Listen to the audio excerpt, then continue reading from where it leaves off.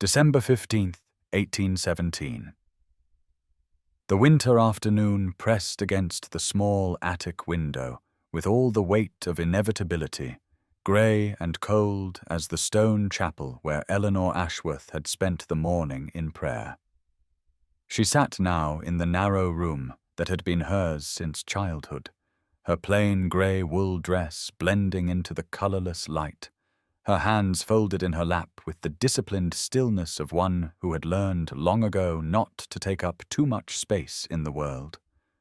Beyond the frost-traced glass, snow had begun to fall in thick, silent flakes, blanketing the Yorkshire countryside in white, and she watched it with the detached observation of someone studying a landscape she would soon leave behind forever. In 3 months, when spring softened the frozen earth, she would depart for the convent in Northumberland,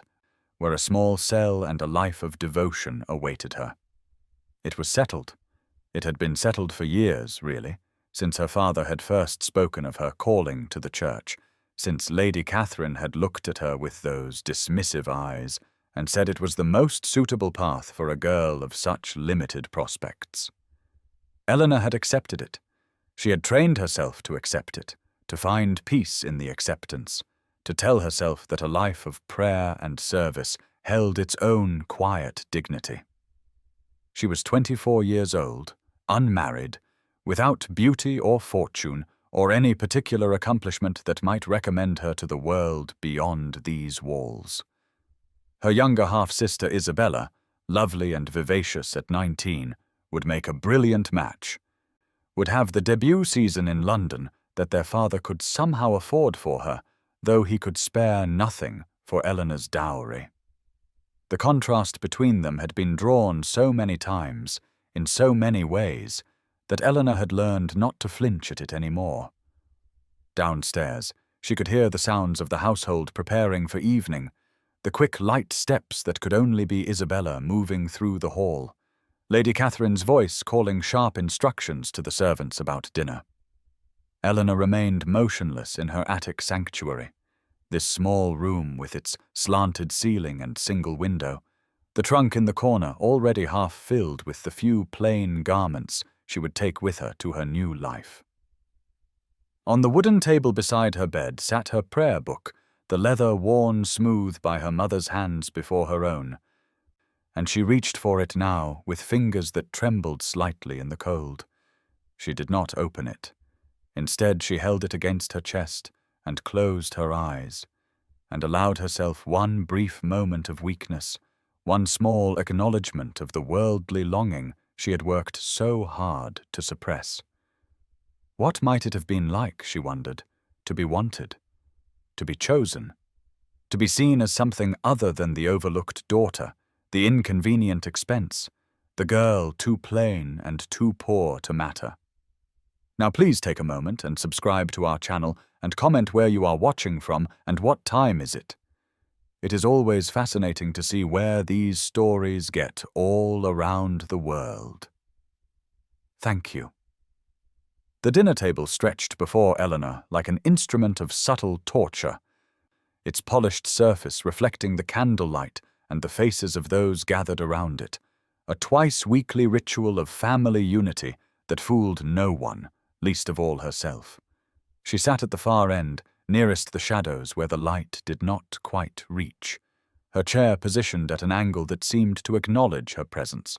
while simultaneously suggesting it was not quite essential to the gathering. Lady Catherine presided over the opposite end with the imperious grace of one who had married into the baronetcy and never let anyone forget the favour she had bestowed by doing so. Her throat adorned with the pearl necklace she wore to every formal dinner, each luminous bead a small declaration of her superiority. Isabella sat to her mother's right, positioned in the warmest pool of firelight, her golden curls arranged in artful ringlets that caught the glow and transformed it into something almost celestial, her pale pink muslin dress cut fashionably low at the bodice,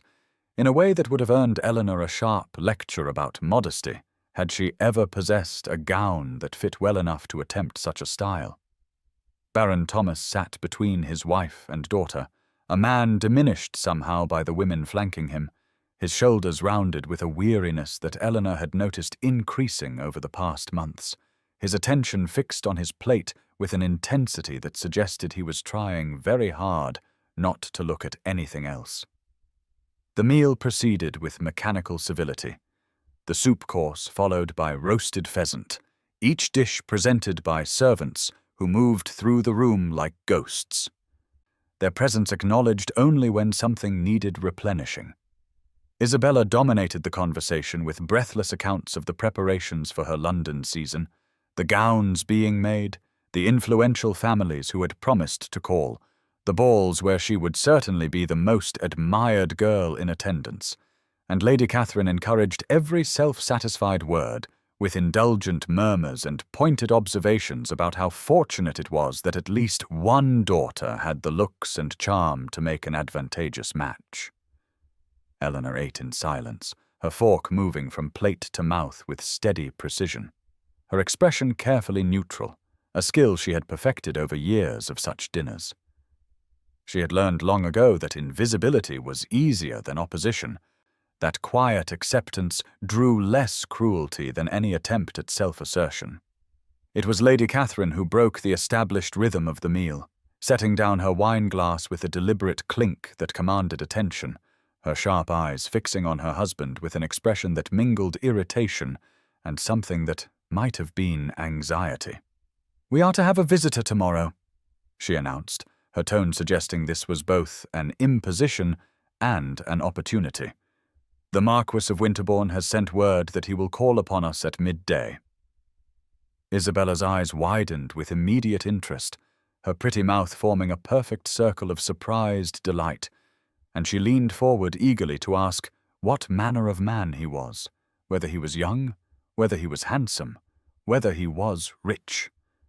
Baron Thomas cleared his throat uncomfortably and said that the Marquess was a war hero, wounded at Waterloo, a man of considerable property and impeccable lineage who had recently inherited additional estates in Yorkshire and was surveying his holdings. Lady Catherine pursed her lips and added, with a meaningful glance at Isabella, that he was 32 years old, unmarried, and known to be reclusive due to disfiguring scars acquired in battle, but that his wealth and title more than compensated for any physical imperfections. Eleanor felt rather than saw the quick dismissive glance her stepmother cast in her direction, before adding, in a voice edged with contempt, that it was fortunate indeed that some men valued beauty enough to overlook such flaws, just as some women must learn to overlook their own plainness and be grateful for whatever modest future God saw fit to grant them. December 16th, 1817. The morning arrived with the crystalline brilliance that follows a heavy snowfall, the world transformed overnight into something both beautiful and harsh, the sun striking the white landscape with an intensity that made Eleanor squint as she moved through the ground-floor rooms of Ashworth Manor, helping the servants prepare for the arrival of their distinguished guest. She wore her dark blue work dress, the practical wool faded from years of wear, a white apron tied around her waist, and she carried herself with the quiet efficiency of one accustomed to making herself useful without expecting recognition for it. The household had been in a state of controlled chaos since dawn, Lady Catherine issuing orders with the sharp precision of a general marshalling troops, Isabella locked away with her lady's maid, arranging her hair and selecting her finest morning dress, Baron Thomas pacing in his study with the restless energy of a man whose anxiety had moved beyond concealment into visible agitation. Eleanor had retreated into the familiar refuge of productivity, polishing silver that did not truly need polishing, arranging flowers in the entrance hall, checking that the drawing-room fire burned hot enough to chase away the winter chill. She told herself she felt nothing about this visitor, that her curiosity was merely the natural interest anyone might have in a nobleman of such reputation, that the strange flutter in her chest when she thought of his impending arrival was simple nervousness about disruption to routine rather than anything more dangerous. It was precisely 10 o'clock when the sound of hooves on the snow-packed drive drew everyone's attention, and Eleanor found herself moving toward the front windows despite her intention to remain in the background, her breath catching as she glimpsed the rider approaching through the brilliant morning light. He sat astride a magnificent black stallion, the animal's coat gleaming like polished obsidian against the white landscape. And the man himself was dressed in a traveling coat of deepest black with silver fastenings that caught the sun as he moved, his posture in the saddle both commanding and utterly at ease with the powerful creature beneath him.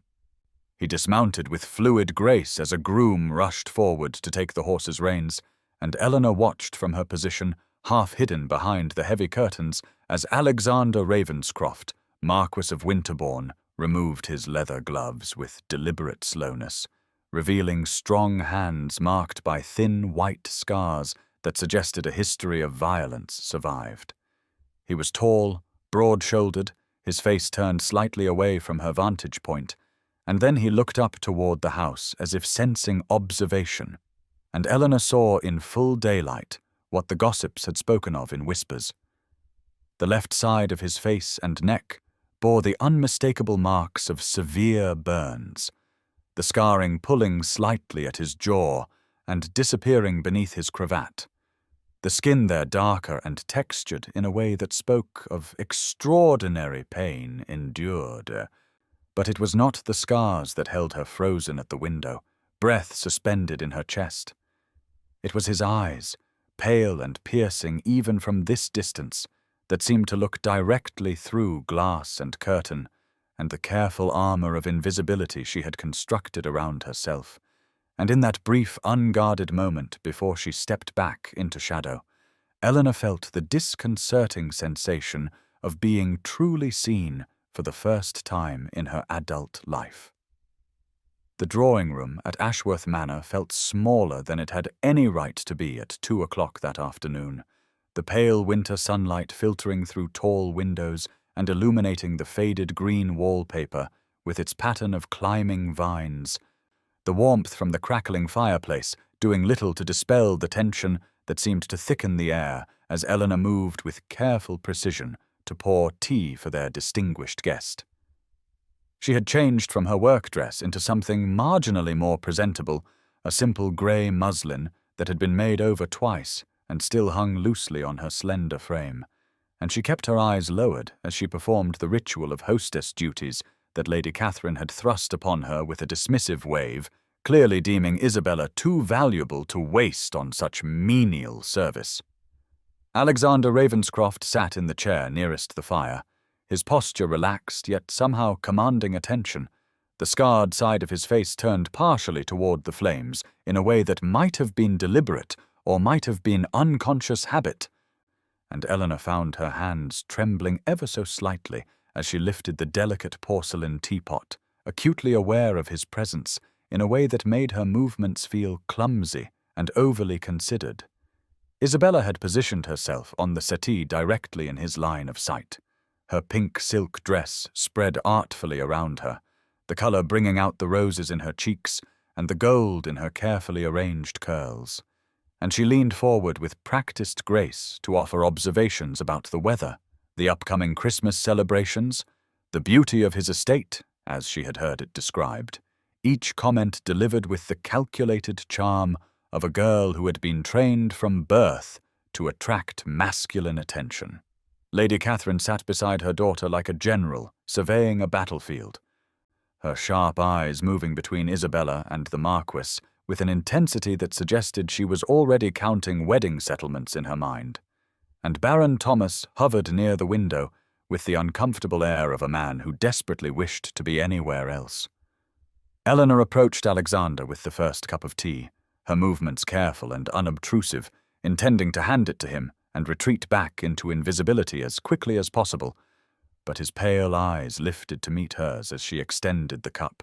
and instead of simply taking it, he spoke directly to her in a voice that was lower and rougher than she had expected, asking whether she took sugar in her own tea. The question was so unexpected, so utterly ordinary and yet so shocking in its direct address, that Eleanor nearly fumbled the saucer, catching it just in time and feeling heat rise in her cheeks as she stammered that she did not typically take tea with the family, that she had merely been serving. He continued to hold her gaze with an intensity that made her want to look away, and yet somehow prevented her from doing so, and he said that seemed a curious arrangement. Surely the Baron's daughter should be seated with her family, rather than acting as servant. Lady Catherine's voice cut through the moment with the sharpness of breaking glass, explaining with honeyed condescension that dear Eleanor preferred to make herself useful, that she had always been of a more practical and modest disposition than her sister, quite suited to a life of service and prayer. Alexander's expression did not change except for the faintest tightening around his eyes, and he turned that unsettling pale gaze on Lady Catherine with a directness that made her falter mid-sentence, stating with perfect courtesy and absolute finality that he would very much like to hear Miss Eleanor Ashworth's perspective on the history of the region, as he understood there had been a monastery on his newly acquired property in medieval times, and perhaps she, with her religious inclinations, might know something of its history. December 17th, 1817. The chapel at Ashworth Manor stood separate from the main house, a small stone structure that dated back 200 years and held the chill of centuries in its walls, and Eleanor knelt on the cold floor before the simple altar at 9 o'clock in the morning, her breath visible in the frigid air as pale winter sunlight streamed through the single stained glass window, depicting the Virgin Mary in robes of blue and gold, casting patterns of colored light across the worn wooden pews and the flagstones beneath her knees. She held her mother's prayer book in her hands, the leather cover soft and creased from years of use, the pages marked with pressed flowers and handwritten notes in a feminine script that had gone silent 16 years ago when fever had taken Lady Margaret Ashworth and left her daughter orphaned in all but name. Eleanor had come to the chapel seeking the peace she had always found in this quiet space, the sense of purpose and certainty that prayer had given her when the world beyond these walls offered only dismissal and diminishment. But this morning her thoughts refused to settle into their familiar patterns of devotion and resignation, her mind returning again and again to yesterday's conversation in the drawing-room and the unsettling intensity of pale eyes that had looked at her as though she were someone worth seeing. She told herself it meant nothing, that the Marquess had simply been making polite conversation, that his attention had been the courtesy of a well-bred gentleman rather than genuine interest. But even as she formed these rational explanations, she felt the falseness of them, the way they failed to account for the directness of his gaze, or the deliberate nature of his questions, or the strange flutter in her chest when he had spoken her name. This was dangerous territory, she knew. This tentative hope that whispered she might be something other than the plain, unmarriageable daughter destined for a convent cell, and she pressed her forehead against her clasped hands and prayed for strength against temptation, for acceptance of God's plan for her life, for the ability to surrender these foolish worldly thoughts that had no place in the heart of a woman sworn to the church. Except she had never actually sworn anything. Had she? A small, rebellious voice whispered in the back of her mind. It had been her father who decided her fate, her father who pronounced her calling, her father who made arrangements with the convent for her admission this coming spring. And she had accepted it with the weary resignation of someone who had learned not to hope for alternatives, because hope only made the disappointment more painful when it inevitably arrived. The colored light from the stained glass window shifted as clouds moved across the sun, and Eleanor opened her eyes to find the chapel dimmer than before, the blue and gold patterns fading from the floor, and it was then that she saw the shadow that fell across the threshold from the open doorway. The dark silhouette of a tall figure standing motionless in the entrance, and she turned her head to see Alexander Ravenscroft watching her with an expression she could not read, his hat in his hands and the scarred side of his face fully visible in the cold morning light. Eleanor's breath caught in her throat as she rose quickly from her kneeling position.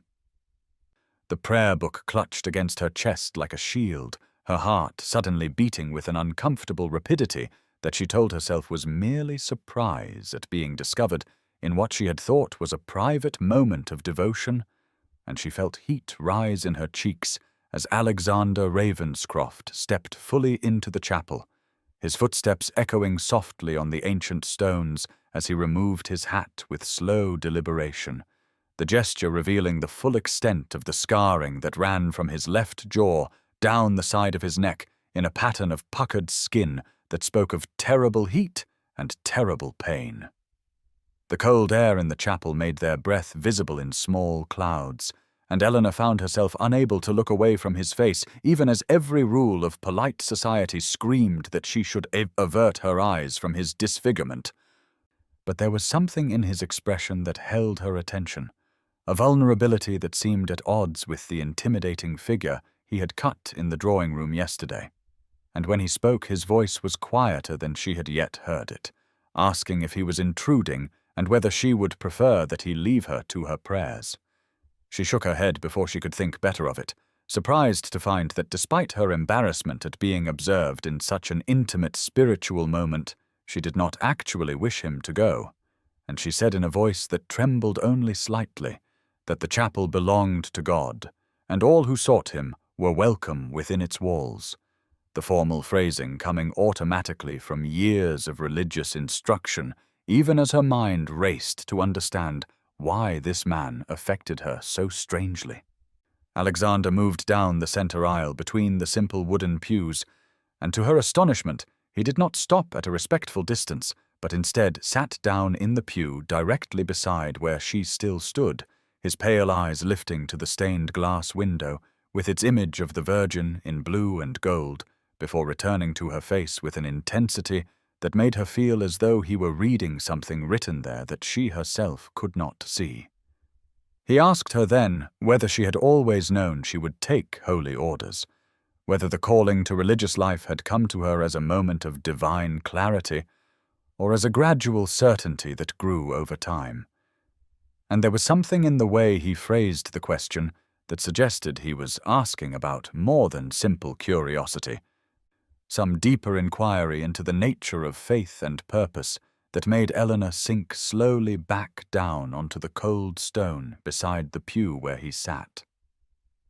She found herself answering with more honesty than she had intended, explaining that her path had been laid out for her by others, but that she had tried to find peace in accepting it as God's will. And even as she spoke the words, she heard how hollow they sounded, how much they revealed about resignation rather than genuine calling, and she saw understanding flash in his eyes before he looked away toward the altar. The silence between them stretched out like the colored light from the window, and then Alexander spoke again in a voice so low she had to lean slightly forward to hear him clearly,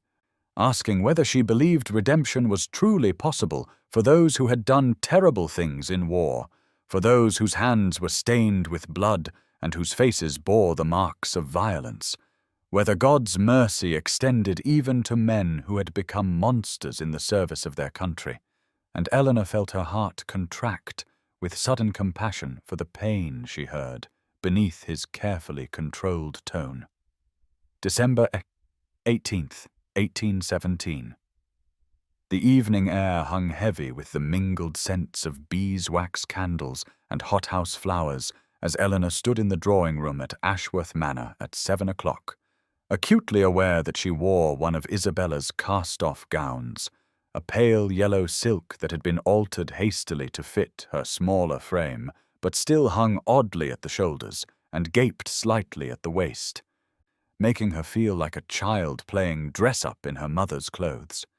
Lady Catherine had insisted she make herself presentable for the dinner party, a small gathering of local families who had been invited ostensibly to welcome the Marquess of Winterbourne to the neighborhood, though Eleanor suspected the true purpose was to parade Isabella before him like a prize mare at market, and indeed her half-sister looked radiant in pink silk with seed pearls sewn into the bodice, her golden curls arranged in an elaborate style that had taken her maid 2 hours to achieve. The guests had begun arriving as twilight faded into full darkness, and Eleanor had positioned herself in her customary place near the window where the heavy green velvet curtains created a shadowed alcove that allowed her to observe without being observed. But tonight, that refuge offered no comfort, because Alexander Ravenscroft had arrived precisely at 7 o'clock in formal evening wear of black superfine with a silver brocade waistcoat, and his pale eyes had found her immediately across the crowded room with an intensity that made her breath catch painfully in her chest. She had tried to avoid his gaze, focusing instead on the other guests, noting the presence of Lord George Pembroke, who carried himself with an easy charm that contrasted sharply with Alexander's rigid formality, and Reverend William Langley, whose round face and thinning hair made him appear older than his 40 years, and the Hartley family with their 3 unmarried daughters who whispered behind their fans, and the elderly Thorntons who owned the estate bordering Ashworth Land. Eleanor could hear the whispers that followed Alexander's passage through the room, the barely concealed speculation about the scarred Marquess and what business had brought him to Yorkshire, and she felt her hands clench into fists at her sides when Mrs. Hartley murmured to her eldest daughter, in a voice clearly intended to be overheard, that it was a shame such a fine title and fortune should be attached to such an unfortunate countenance. Isabella had attached herself to Alexander's arm within moments of his arrival, her practiced smile and fluttering eyelashes on full display as she guided him toward the fireplace where Lady Catherine held court. But Eleanor watched with a strange mixture of satisfaction and confusion as Alexander extricated himself with cold politeness after barely 2 minutes of Isabella's chatter, his attention returning repeatedly to the shadowed alcove where Eleanor stood. The dinner itself had been an exercise in social torture, with Eleanor seated at the far end of the long mahogany table between the deaf Mr. Thornton and the youngest Hartley girl who talked incessantly about her watercolours, while Alexander sat near the centre beside Isabella, who leaned close to him at every opportunity, her décolletage prominently displayed and her laugh artificially bright. But Eleanor noticed that Alexander barely touched his food and responded to Isabella's overtures with monosyllabic replies, and twice she caught him looking down the length of the table toward her with an expression she could not interpret, something darker and more intense than simple courtesy would warrant. When the meal finally ended and the ladies withdrew to the drawing-room, while the gentlemen remained behind for port and cigars, Eleanor felt the weight of judgment settle more heavily upon her shoulders, as Mrs. Hartley remarked in a carrying voice that it was curious how the Marquess seemed so distracted this evening, and Lady Catherine responded with brittle sweetness that perhaps he was simply overwhelmed by the beauty of Yorkshire ladies, her hand resting possessively on Isabella's shoulder. Reverend Langley had cornered Eleanor near the pianoforte when the gentlemen rejoined them, his expression grave and faintly reproachful as he reminded her in low tones that Easter would arrive in just 4 months and the arrangements with the convent had been finalized,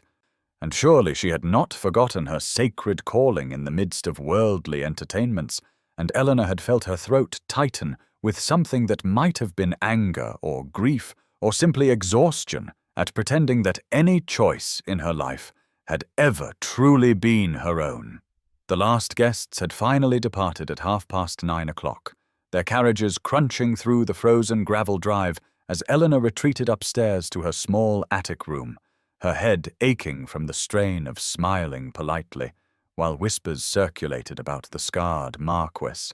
and his peculiar interest in the least remarkable member of the Ashworth family. But she had barely removed Isabella's ill-fitting yellow gown when a housemaid knocked timidly to inform her that the Baron requested her presence in his study immediately, and Eleanor felt a cold dread settle in her stomach as she pulled on her plain grey dress and made her way down the narrow servants' staircase to the ground floor, where her father's private study occupied a corner room overlooking the winter-dead garden. She found Baron Thomas Ashworth seated behind his massive mahogany desk, his greying hair dishevelled as though he had been running his hands through it repeatedly, and the surface before him was covered with ledgers whose columns of numbers seemed to mock him with their relentless arithmetic of debt, while Alexander Ravenscroft stood near the window with his back partially turned, his tall figure silhouetted against the darkness beyond the glass, and the fire in the hearth had burned down to sullen embers that cast more shadow than light across the book-lined walls. Her father gestured for her to sit in the worn leather chair opposite his desk, but Eleanor remained standing, some instinct warning her that she would need all her dignity for whatever revelation was about to shatter the fragile peace she had constructed around her predetermined future. And when Baron Thomas finally spoke, his voice cracked with shame as he said he had something of grave importance to discuss regarding her circumstances and the family's situation, though he could not seem to meet her eyes as the words stumbled from his lips. Alexander turned from the window then, his scarred face impassive, but his pale eyes fixed on Eleanor with an intensity that made her breath catch, and her father began to explain in halting sentences about debts that had accumulated over years of poor investments and gambling losses, about creditors who were demanding payment, about the sum of £15,000 that hung over the family like an executioner's blade, and Eleanor felt the room tilt slightly as she understood that Isabella's expensive season in London and the elaborate gowns and the music masters had all been purchased with borrowed money that could never be repaid. The Baron's hands shook as he reached for the crystal brandy decanter, pouring himself a generous measure with the desperation of a man seeking temporary oblivion. And then he said the words that would change everything, explaining that Lord Ravenscroft had made an extraordinarily generous offer to clear all the family debts and provide an additional settlement in exchange for Eleanor's hand in marriage, and the casual way he phrased it, as though discussing the sale of a horse or a parcel of land, made bile rise in her throat, even as her mind struggled to comprehend that the man who had asked her about redemption in the chapel, who had looked at her as though she mattered, had apparently been calculating her worth in pounds and shillings all along. Alexander spoke then for the first time since she had entered the study, his voice low and controlled, as he stated that he understood this was highly irregular, but that he had been most impressed by Miss Ashworth's character and intelligence during his brief acquaintance with the family, and he wished to make clear that this was a proposal of marriage in the traditional sense, not some sordid transaction, though Eleanor heard the words as if from a great distance, filtered through the roaring in her ears and the sudden understanding that even her exile to the convent had been predicated on money, on her father's inability to provide the dowry that might have secured her a normal life.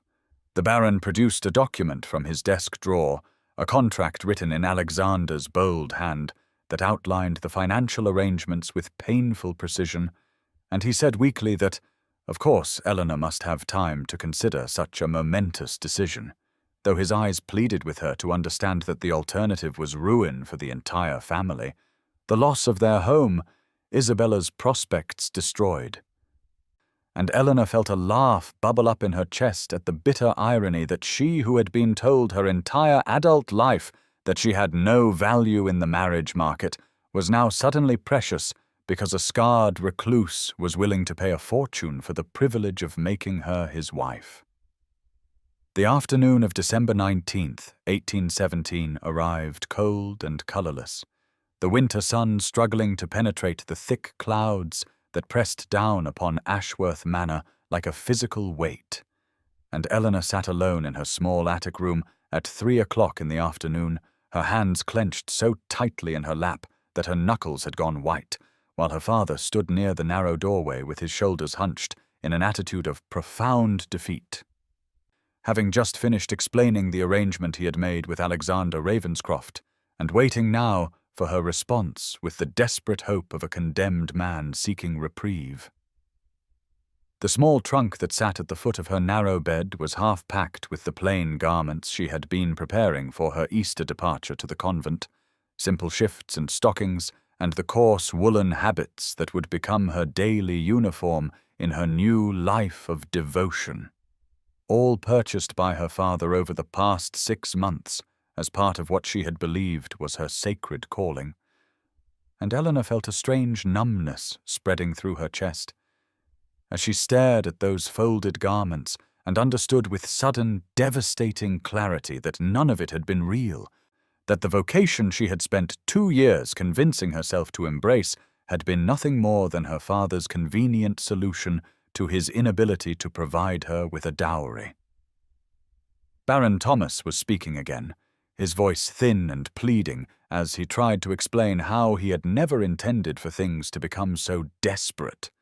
how the investments had seemed sound and the card games merely entertainment, until suddenly the debts had multiplied beyond his capacity to manage, and he kept insisting that he had truly believed Eleanor possessed a genuine calling to religious life, that he had convinced himself he was honoring her piety rather than simply disposing of an unwanted daughter in the most economical manner possible.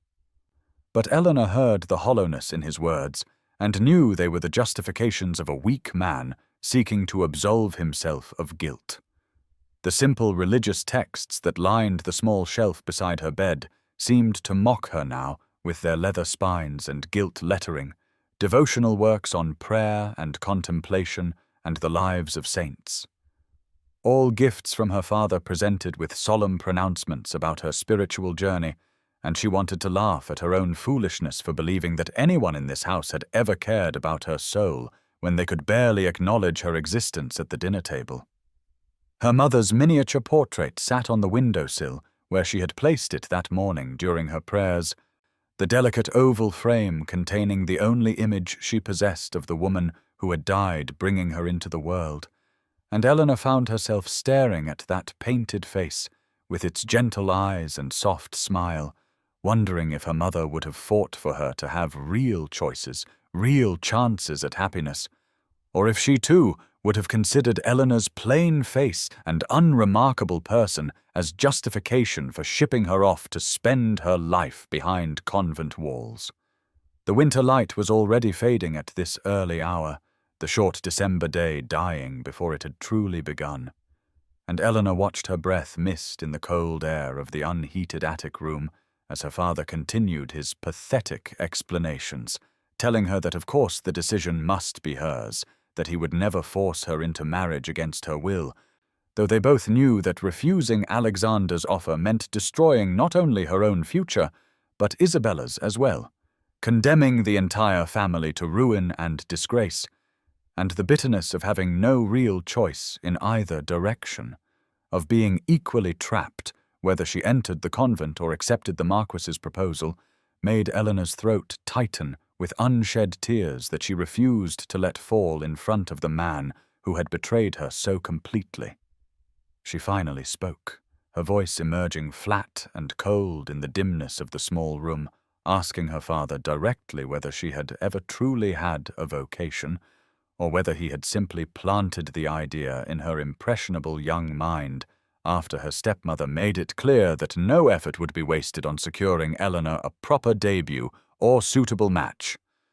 And Baron Thomas flinched at the question, but could not seem to formulate a coherent answer, his silence confirming what Eleanor had already known in her heart. The small attic window behind her showed the grey winter sky and the bare branches of the oak tree that grew close to the house, and somewhere outside a bird called out in the gathering dusk, its cry sharp and lonely in the frozen air,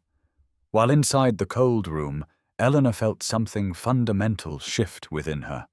a recognition that she had spent 24 years trying to make herself small and acceptable and grateful for whatever scraps of belonging might be thrown her way, and that perhaps being sold to a scarred recluse for £15,000 was no worse than being disposed of to a convent to save the cost of a dowry. And at least with the Marquess, there existed the faint possibility that she might be seen, might be valued as something more than an inconvenient obligation to be managed as cheaply as possible. The morning of December 20th, 1817, arrived with pale winter sunlight struggling through heavy clouds, and at 11 o'clock, Eleanor descended the main staircase of Ashworth Manor with her spine rigid and her hands clasped tightly at her waist, having been summoned to the library by a terse note delivered to her attic room an hour earlier, informing her that Lord Ravenscroft wished to speak with her privately regarding the arrangement, and she had dressed with deliberate care in her most severe grey wool gown, as though arming herself for battle, her hair pulled back so tightly that it made her temples ache. She found Alexander standing near the tall windows that overlooked the frost-covered garden, his dark figure silhouetted against the weak morning light, and the library with its floor-to-ceiling shelves of leather-bound volumes seemed to close around her like a trap as she stepped across the threshold and positioned herself near the door with her back straight and her chin lifted in unconscious defiance, refusing to approach closer or to take the chair. He gestured toward, with a careful movement of his scarred hand. He studied her for a long moment with those pale eyes that seemed to see too much, and Eleanor felt her armor of cold dignity threaten to crack under the weight of his steady regard. But she forced herself to meet his gaze directly as she said in a voice she barely recognized as her own that she understood the financial arrangement he had made with her father, and that she supposed they should discuss the practical details of when he wished the marriage to take place, since clearly time was of the essence given the urgency of the Baron's debts. Alexander flinched slightly at her tone, and something that might have been pain flickered across his scarred features before he mastered his expression, and replied quietly that he believed her father had perhaps explained the situation poorly, and that he hoped she might allow him to clarify his intentions before she formed her final judgment of his character or his motives. Eleanor remained standing near the door, with her hands now clenched in the folds of her grey skirt, and she felt a bitter laugh threatening to escape her throat as she asked with false sweetness whether there was some way to prettily phrase the purchase of an unwanted daughter, some elegant terminology that might make the transaction less sordid, and she saw Alexander's jaw tighten as he moved away from the window and walked slowly across the library toward the large mahogany table that dominated the center of the room, maintaining a careful distance between them that suggested he understood her need for defensive space. He told her then, with surprising gentleness, that he had indeed offered to resolve her father's financial difficulties in exchange for permission to court her, but that he wished to make absolutely clear that he was proposing a genuine marriage based on mutual respect and companionship, not some cruel arrangement where she would be bound against her will to a man she despised, and that if she would permit it, he would like to suggest terms that might give her both time and agency in making her decision. Eleanor felt her breath catch at the unexpected word agency, and she watched with wary confusion as Alexander picked up a document from the table, a single sheet of paper covered with his bold handwriting, and explained in that low, controlled voice that he was proposing a courtship period of 6 months during which they would come to know each other properly, at the end of which time she would be free to refuse the marriage without any penalty or consequences to her family's finances, and that he would put this agreement in writing with his solicitor as witness so that she need not fear being trapped by false promises or social pressure into a union she found intolerable. The library was very quiet except for the ticking of the ornate clock on the mantelpiece and the distant sound of servants moving through the house, and Eleanor stared at the document Alexander held toward her as though it might be some clever trick, some new form of manipulation disguised as generosity. But when she finally forced herself to look up at his face, she saw something there that made her careful anger falter, a loneliness and uncertainty that mirrored her own desperate isolation. And she understood with sudden startling clarity that perhaps she was not the only person in this room who felt like an unwanted thing being bartered in a marketplace of other people's needs. The afternoon of December 25th, 1817 arrived with the clear, bright coldness that only Christmas Day seemed to possess, and a tukut-tut clock Eleanor sat in the fourth pew from the front of St. Michael's Church, wearing her best gown of dark green wool with its modest neckline and long sleeves, the fabric carefully brushed that morning to remove any trace of dust or wear, and she kept her gloved hands folded in her lap as she listened to Reverend William Langley deliver his sermon about duty and sacrifice with pointed glances in her direction that made her cheeks burn with uncomfortable awareness of his disapproval. The small stone church was decorated with boughs of holly tied with red ribbons, and dozens of candles flickered in the dim winter light that filtered through the narrow windows, casting dancing shadows across the whitewashed walls and the brass memorial plaques that commemorated 200 years of local families, and the scent of pine and beeswax mingled with the cold stone smell that no amount of candlelight could quite dispel. Eleanor had not expected Alexander to attend the Christmas service, had assumed that a man of his reclusive temperament would avoid the curious stares and whispered commentary that his presence inevitably provoked. But when she had arrived with her family at 1:30, she had seen him already seated near the back of the church, with his dark coat buttoned high and his scarred face turned deliberately toward the wall in an attitude that suggested both defiance and deep discomfort, and her heart had performed an unexpected motion in her chest at this evidence that he had come despite his obvious reluctance, had subjected himself to the judgment of strangers for reasons she did not yet dare to examine too closely. The congregation sang, "God rest ye merry gentlemen," with varying degrees of enthusiasm and skill, and Eleanor found herself listening for Alexander's voice among the others,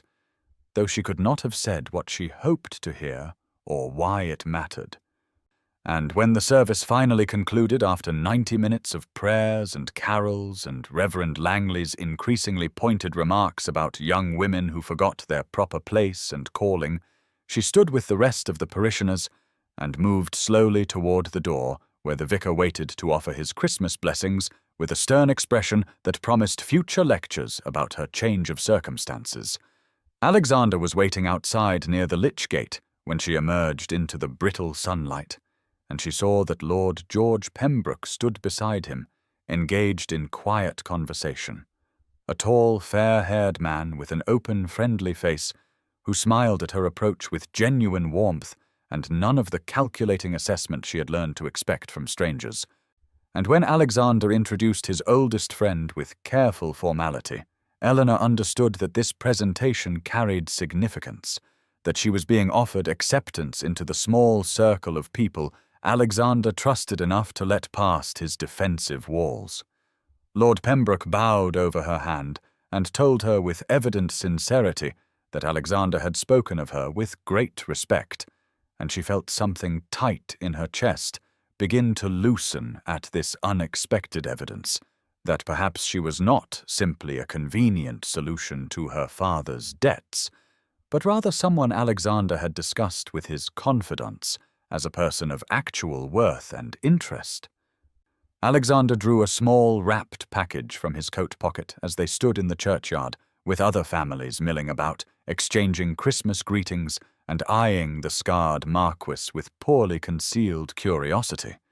And when Eleanor unwrapped the brown paper with fingers that trembled slightly from cold and nervousness, she found a slim volume of poetry by William Cowper, the pages already showing signs of wear that suggested this was Alexander's own copy rather than something purchased specifically as a gift. And when she opened the front cover, she saw his name written in bold script on the flyleaf, along with a date from 1808,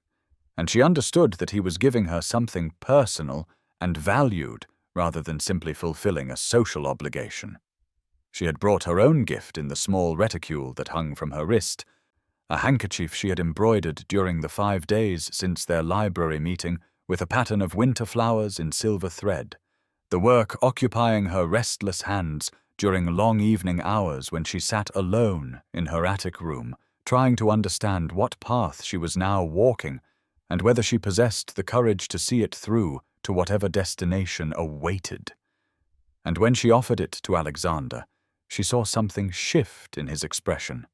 a softening of the harsh lines around his mouth, and a brightness in his pale eyes that might have been pleasure, or might have been something deeper that she did not yet know how to name. The afternoon of January 8th, 1818, arrived with the pale, cold sunlight that turned the frozen landscape into something crystalline and almost otherworldly, and at 2 o'clock Eleanor walked beside Alexander along the carefully maintained paths of the Ravenscroft estate, with her hand resting lightly on his arm and her brown wool cloak wrapped closely around her, against the bitter wind that swept across the grounds from the north, carrying with it the scent of snow and ice and the distant wood smoke from the estate cottages scattered throughout the property. The winter landscape stretched around them in stark beauty, with the frozen lake gleaming like polished silver in the weak sunshine, and the bare trees standing like dark sentinels against the white hills that rolled away toward the horizon. And Eleanor found herself increasingly comfortable in the silence that had settled between them, no longer feeling the need to fill every moment with conversation or carefully constructed pleasantries that masked genuine thought and feeling. Alexander walked with a slight limp that she had noticed before but never mentioned, his great coat hanging perfectly from his broad shoulders and his walking stick tapping a steady rhythm against the frozen ground. And when they reached the stone bridge that arched over the frozen stream, he paused and looked down at the ice-locked water with an expression that suggested he was seeing something other than the present scene, something from memory that still held power over his thoughts. Eleanor waited with the patience she had learned during 2 weeks of carefully navigating the courtship that still felt both real and impossible. And after a long moment, Alexander began to speak in a low, controlled voice about the Battle of Waterloo, where he had served as a captain in the cavalry, about the chaos and terror of that June day in 1815, when the fate of Europe had hung in the balance, and thousands of men had died in the mud and smoke and confusion of combat. He told her about the night after the battle when the wounded lay scattered across the field crying for water and help, and how he had heard screaming from a burning supply tent and had run toward it without thinking to find a young lieutenant trapped beneath a fallen beam with flames spreading rapidly through the canvas and wooden supports. Eleanor felt her throat tighten as Alexander described pulling the man free and dragging him away from the inferno, and how a burning section of tent had collapsed across his own back and side before he could escape, the fire catching in his uniform jacket and burning through to the skin beneath, while he rolled on the ground trying to extinguish the flames that seemed determined to consume him.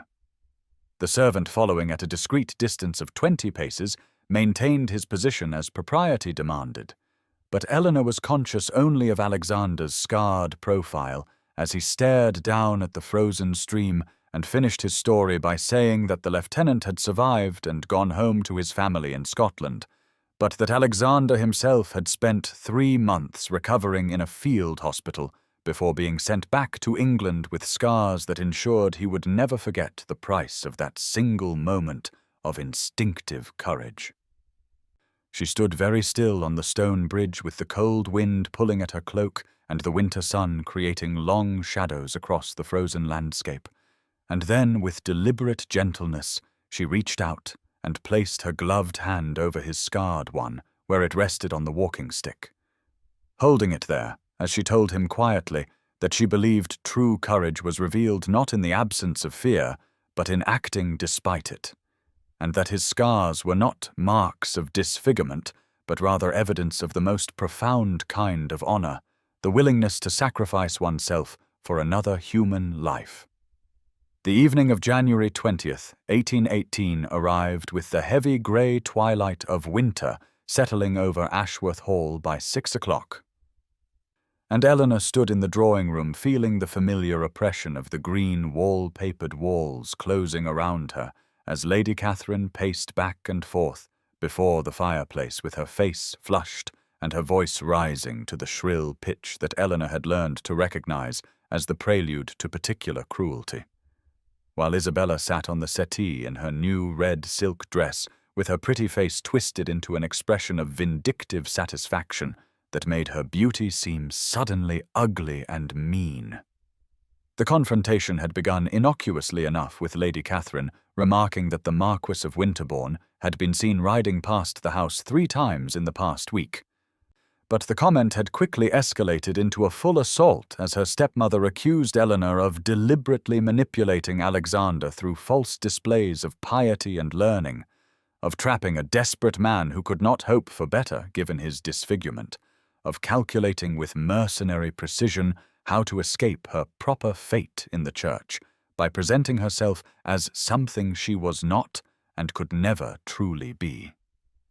Eleanor stood with her back straight and her hands clasped before her as she had learned to do during 24 years of similar attacks. But something had shifted inside her during the past month of walking beside Alexander and talking with him about matters of substance and meaning,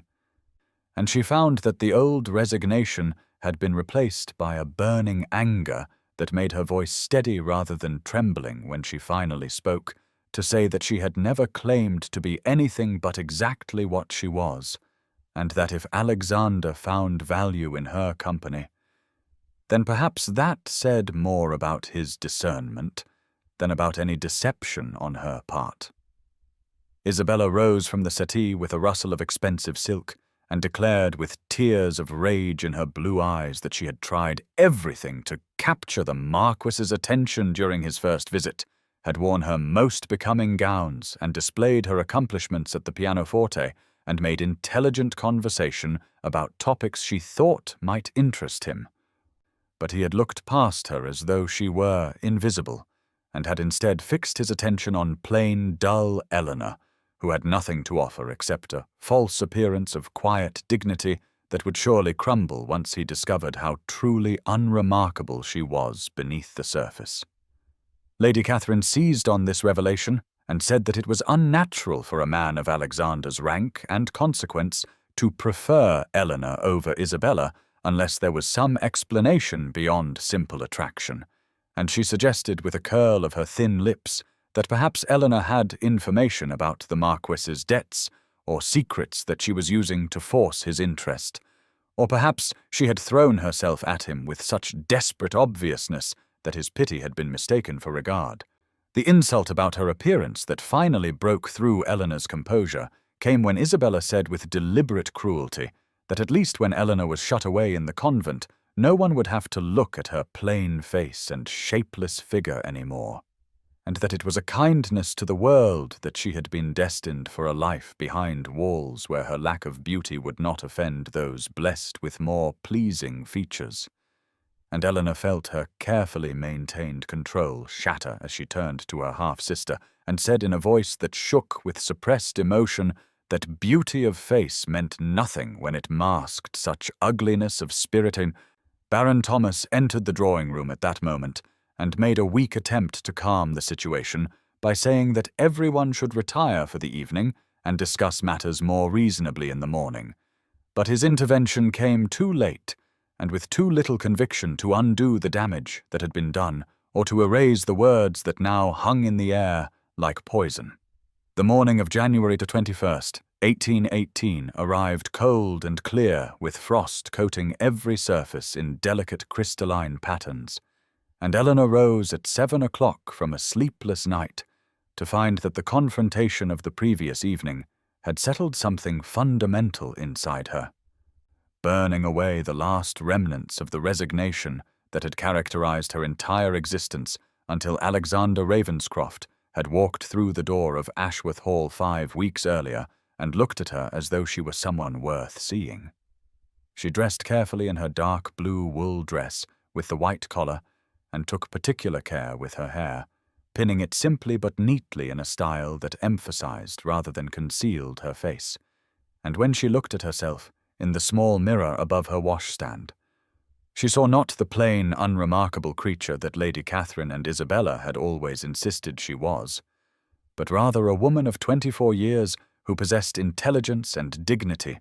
and a capacity for genuine feeling that was worth far more than conventional beauty or accomplished manners. At 9 o'clock she walked downstairs with her shoulders straight and her head held high, and when she entered the breakfast room to find Lady Catherine and Isabella already seated with identical expressions of cold satisfaction on their faces, she felt no fear or shame, but only a calm certainty about what she needed to do next.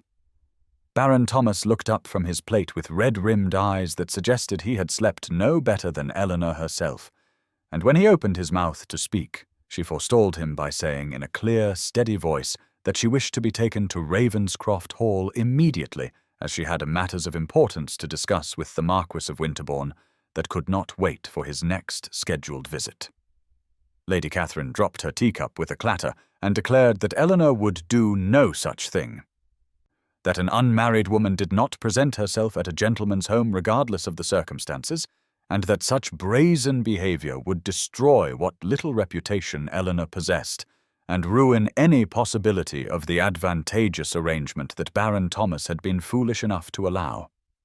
Eleanor turned to her stepmother with a composure that surprised even herself, and said that she no longer required permission or approval from anyone in this house, that she had spent 24 years being invisible and dismissed, and told that her only value lay in removing herself from sight, but that she had discovered in recent weeks that at least one person in the world saw her clearly and valued what he saw, and she would not allow fear or propriety or the poisonous opinions of those who had never shown her kindness to prevent her from claiming the life that had unexpectedly been offered to her. Isabella rose from her chair with her pretty face flushed and her voice shaking as she said that Eleanor was making a terrible mistake, that the Marquess would tire of her novelty once he realized how truly dull she was. But Eleanor felt no anger toward her half-sister now, only a distant pity for someone whose beauty had taught her that appearance was the only currency of value, and who would spend her entire life terrified of losing the one asset she believed she possessed. Baron Thomas stood slowly and reached for his coat hanging by the door, and though his face was haggard with shame and exhaustion, he met Eleanor's eyes and said quietly that he would have the carriage brought around within the hour and would accompany her to Ravenscroft Hall, because whatever his failures as a father had been, he would not fail in this final act of delivering her to the man who had somehow recognized the worth that Thomas himself had been too blind and too selfish to see. The carriage ride to Ravenscroft Hall took 40 minutes across countryside, transformed by January frost into a landscape of crystalline white and pale grey, and Eleanor sat beside her father in silence as the wheels crunched over frozen ground, and her breath formed small clouds in the cold air of the unheated interior, feeling with each passing minute a growing sense of certainty about the decision she had made, and the life she was choosing to claim, rather than simply accepting whatever fate others deemed appropriate for someone of her unremarkable appearance and limited prospects. Baron Thomas attempted twice to speak during the journey, opening his mouth and then closing it again, as though the weight of his shame and regret made words impossible, and Eleanor felt a complicated mixture of anger and pity toward this man who had fathered her but never truly seen her, who had loved her mother but married Lady Catherine within a year of her death, who had allowed his second wife to create a hierarchy in their home where Isabella was treasured and Eleanor was merely tolerated as an inconvenient reminder of his first marriage and a financial burden he could not afford to settle with an adequate dowry. Ravenscroft Hall appeared through the bare winter trees at 10:30 o'clock as an imposing structure of grey stone with tall windows that reflected the pale morning sun, and Eleanor felt her heart accelerate as the carriage rolled up the curved drive and came to a stop before the main entrance, where a servant in dark livery stood ready to receive unexpected visitors with the polished efficiency that characterized a well-run household. Mrs. Martha Sinclair appeared in the doorway as Eleanor descended from the carriage with her father following behind, and the housekeeper's weathered face showed surprise, followed quickly by concern as she took in Eleanor's pale countenance and the determined set of her shoulders, saying that the Marquess was in his study attending to correspondence, but that she would announce them immediately if the matter was urgent. Eleanor heard herself say in a voice that sounded steadier than she felt that, yes, the matter was quite urgent, and she would be grateful if Mrs. Sinclair could inform Lord Winterbourne that Miss Ashworth requested a private audience at his earliest convenience, and she saw something shift in the older woman's expression, a softening around the eyes that suggested understanding or perhaps approval of whatever bold action had brought Eleanor to this house without invitation or prior arrangement. The walk through the entrance hall and down the corridor toward Alexander's study seemed both impossibly long and far too short, and Eleanor was acutely aware of the sound of her own footsteps on polished marble floors, of the way morning light fell through tall windows to create patterns of brightness and shadow, of her father's labored breathing behind her as he struggled with the knowledge that he was delivering his daughter to a fate he had arranged but could not control, and of the fact that in mere moments she would be face to face with the man who had somehow seen past her plainness to something he valued enough to offer marriage and security in exchange for companionship and understanding. Mrs. Sinclair knocked twice upon the heavy oak door of Alexander's study, and then opened it without waiting for response, announcing in a quiet but firm voice that Miss Eleanor Ashworth and Baron Thomas Ashworth had arrived and requested an immediate audience with his lordship, and Eleanor saw Alexander rise from behind a massive desk covered with papers and correspondence, his expression shifting from surprise to concern and then to something else entirely, something warmer and more intense that made her breath catch in her throat as she stepped into the room past the housekeeper, who withdrew and closed the door behind them with a soft, decisive click that seemed to echo in the sudden silence.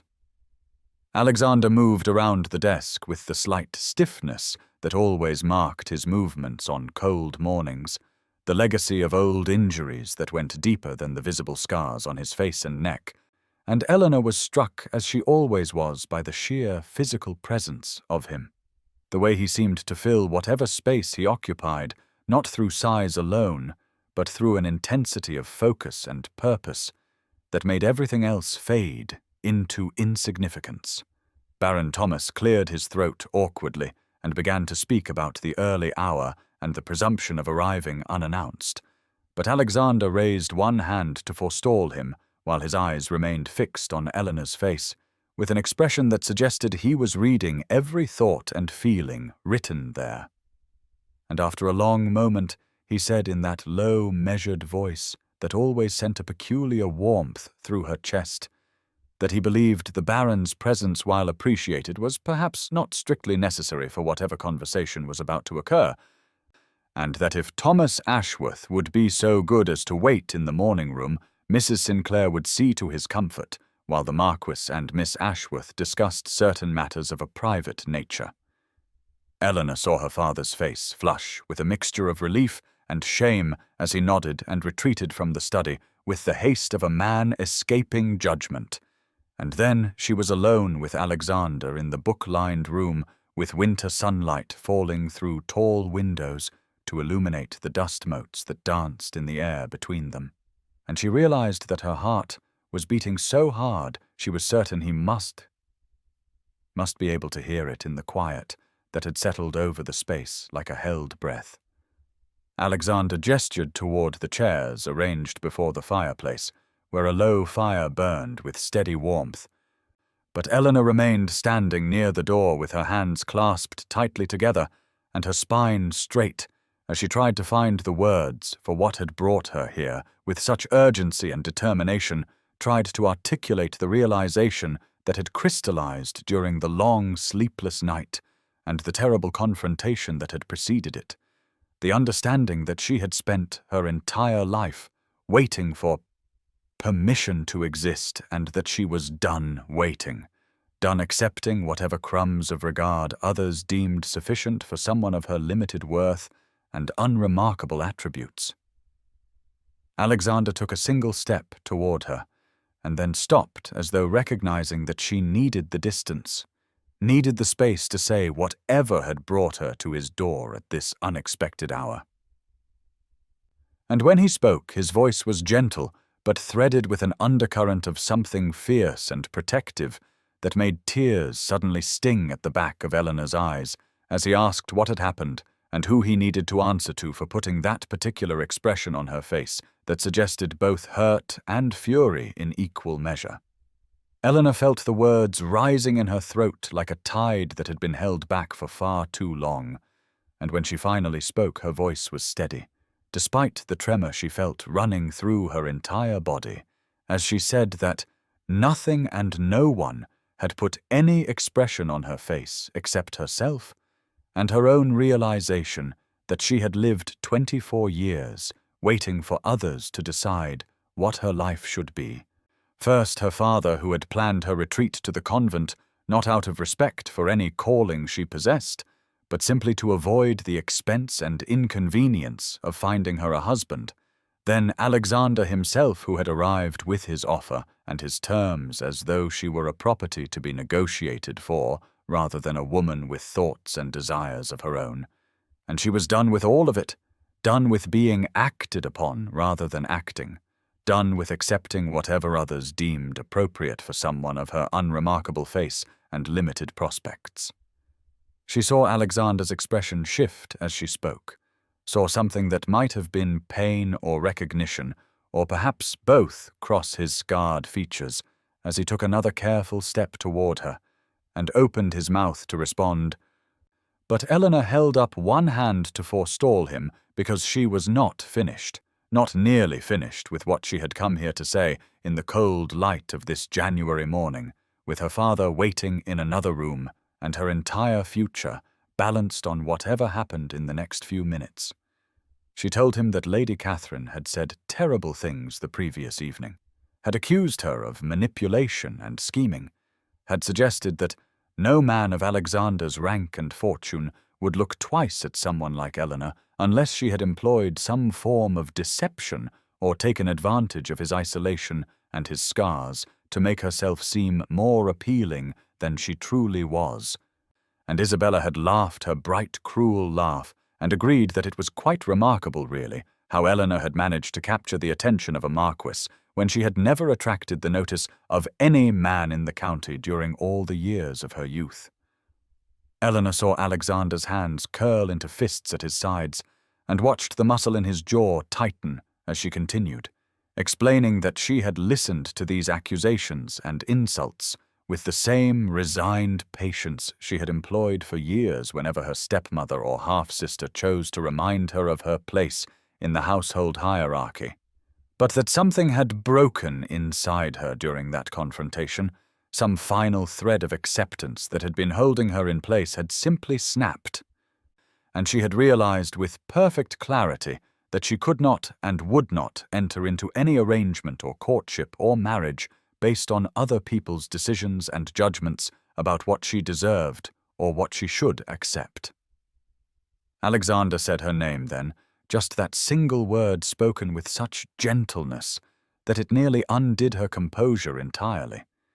But Eleanor shook her head and pressed forward because if she stopped now, she would lose her courage and everything she had come here to say would remain unspoken between them, like all the other truths she had swallowed over the years. She told him that she had come to Ravenscroft Hall this morning, not because her father had brought her, but because she had demanded he do so, and she had come to tell Alexander that if there was to be any courtship or any future between them, it would be because she chose it freely and completely, not because her father needed his debts cleared, or because Alexander wanted companionship, or because society expected her to be grateful for any attention from any man, regardless of the circumstances. Eleanor watched Alexander's expression transform as she spoke the final words of her declaration, watched the tension in his jaw soften, and something like wonder cross his scarred features as he closed the remaining distance between them in 2 long strides and then stopped himself again, as though the habit of restraint was too deeply ingrained to abandon even in this moment of raw honesty between them. He said her name again, and this time there was a question in it. A request for permission that made her heart ache, because he was asking rather than assuming, waiting rather than taking. And she realized that for all his initial cold calculation and businesslike negotiation with her father, Alexander Ravenscroft was perhaps the first person in her entire life who had truly seen her as something other than an inconvenience to be managed or a burden to be disposed of with as little expense as possible.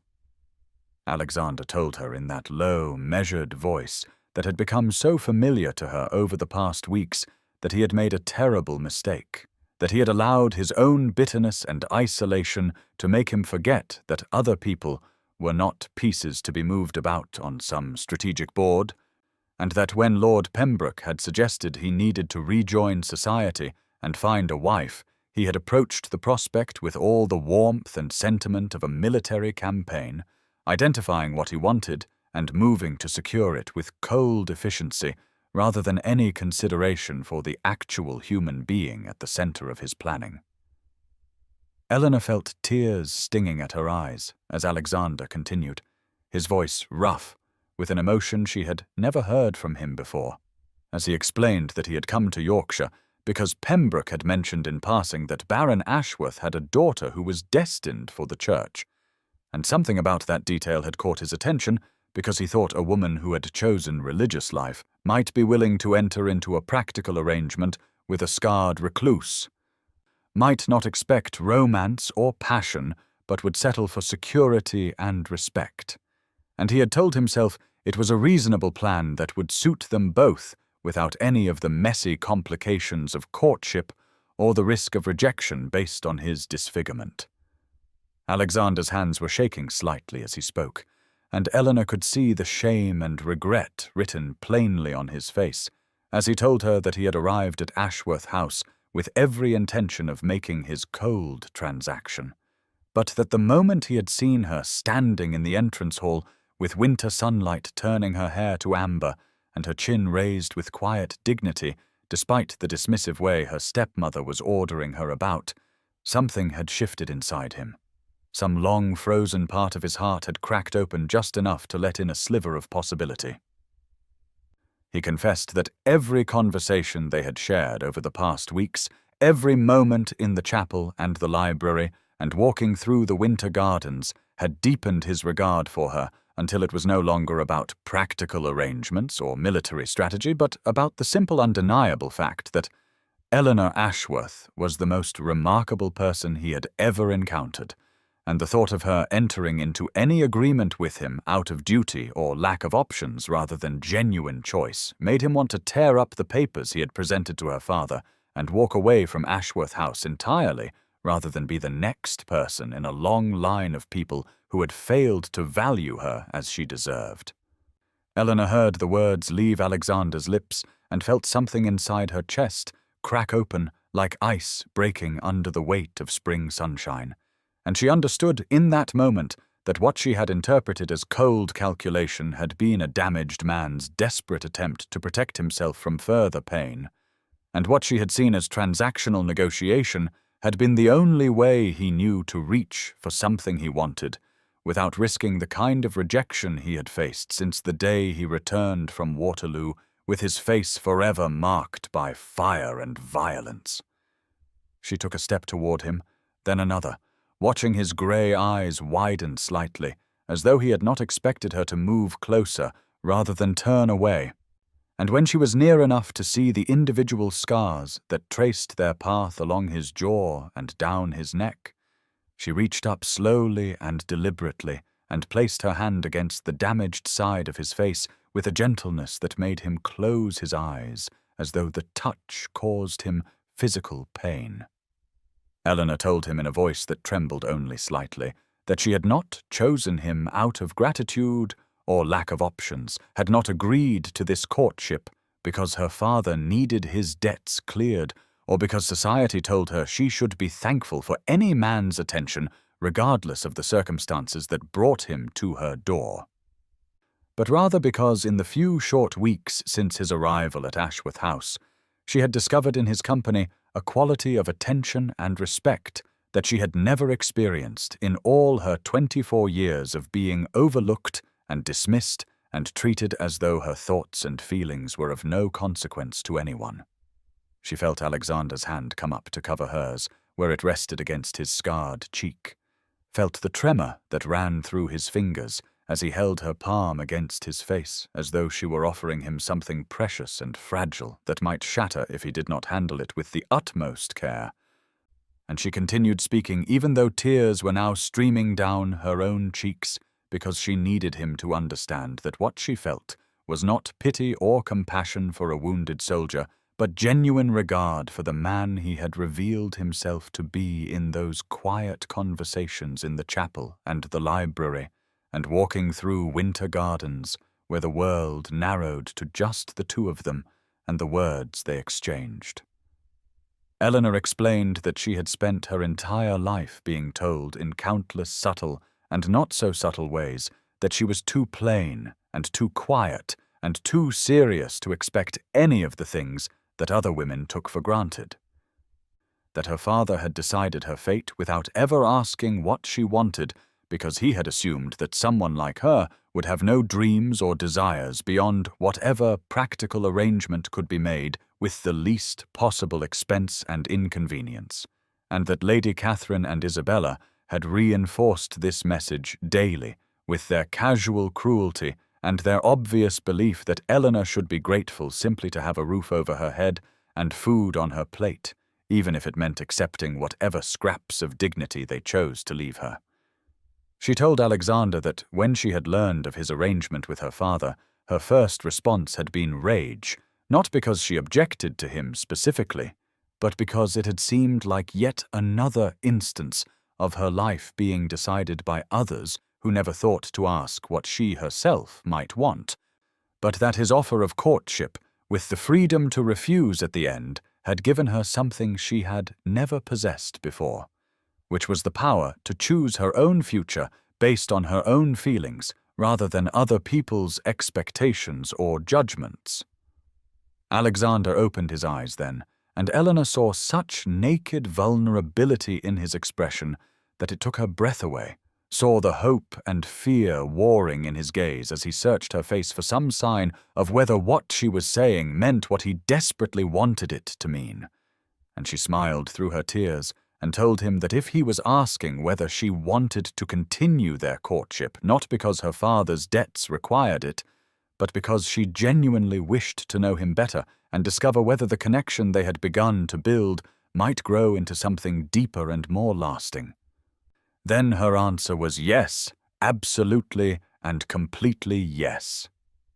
Alexander held Eleanor's hand against his scarred face for a long moment that seemed to exist outside of time itself, and then he slowly lowered both their hands together until they were clasped between them at chest height,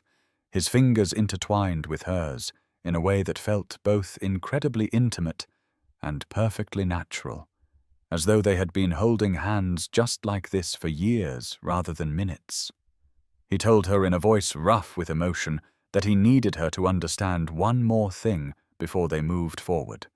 that there was a part of this story he had not yet shared, because it made him feel foolish and sentimental in a way that sat uneasily with the cold, calculating reputation he had built around himself like protective armor since returning from war. Eleanor waited in silence, her thumb brushing gently across his knuckles in a gesture of encouragement that made his breath catch. And after a moment, Alexander explained that when Lord Pembroke had first mentioned Baron Ashworth's daughter who was destined for the church, something about the phrase had struck him because Pembroke had said it with such casual dismissiveness, as though it were perfectly obvious that any woman who had not secured a husband by age 24 had no other option but to disappear into religious life, where her failure to be beautiful or charming or whatever arbitrary qualities society valued could no longer embarrass her family. Alexander said he had found himself irrationally angry on behalf of this unknown woman, this person he had never met, whose entire future was being decided based on her supposed inadequacy. And that anger had mixed with his own bitterness about being judged and dismissed, based on his scars, until he had convinced himself that perhaps two people who society had written off as unsuitable might find some kind of companionship together, some mutual understanding born of shared experience with being found wanting by the world's harsh standards. Eleanor felt fresh tears prickling at her eyes as Alexander continued, his grey gaze never leaving her face as he told her that he had arrived at Ashworth House, half expecting to find exactly what Pembroke's casual cruelty had suggested, a plain, desperate woman who would accept any offer simply to escape the humiliation of being unwanted. But instead he had found her standing in the winter sunlight, with her chin raised and her hands steady, as she received orders from a stepmother who treated her like a servant, and he had seen in that moment not resignation or desperation, but a kind of quiet dignity that had stopped his breath in his chest. Alexander admitted that every assumption he had made shattered in that first instant of seeing her, that when their eyes met across the entrance hall, he had felt something shift inside him that he could not name or explain, and that every conversation they had shared since then had only deepened his certainty that Eleanor Ashworth was not some convenient solution to his loneliness, but rather the most extraordinary person he had ever encountered. Someone whose worth had nothing whatsoever to do with whether society acknowledged it, and everything to do with the depth of her character and the strength of her spirit. He told her that he understood now how deeply he had wronged her by approaching her father with his calculated offer before ever speaking to her directly, how his own damage and fear had led him to treat what should have been a matter of the heart as though it were a military objective or business transaction, and that if she chose to continue their courtship, he would spend however long it took proving to her that what he felt was genuine regard and not simply relief at finding someone willing to overlook his scars. Eleanor felt her heart expanding in her chest as Alexander spoke so, felt the last remnants of her anger and hurt dissolving in the face of his obvious sincerity and vulnerability, and she realized that what they were building together was something entirely new for both of them, a connection based not on what society told them they should want, but on what they had discovered in each other during those quiet conversations, where pretense and performance fell away to reveal the truth of who they actually were beneath all the labels and judgments that had been imposed upon them.